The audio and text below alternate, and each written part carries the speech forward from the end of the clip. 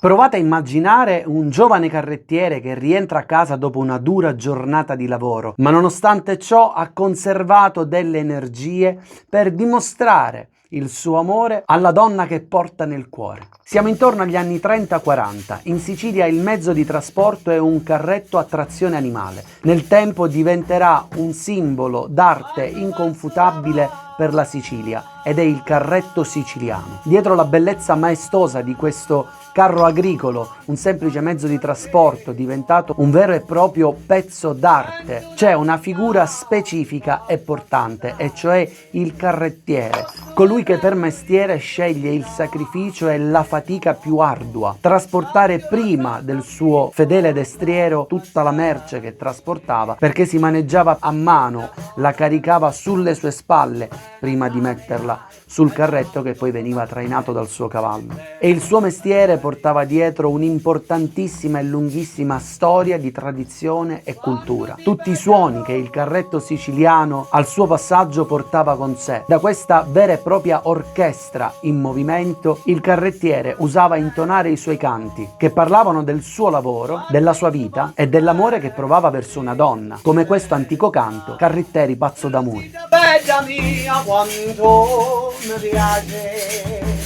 la vita in sto cuore sta in festa. Presto da mamma sonette, ma non posso più aspettare, ma sono come la dare, a lo me rimane lasciare. Questo passo di me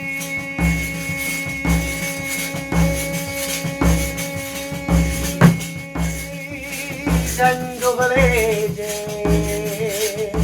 ma Rosita bella mia quanto mi piace, se mi doni in auto roce, stasera vengo a barro con tua madre, e c'ere con queste parole, ma te voglio più mugliere, ma tu sei la vita mia, e senza mia non posso stare.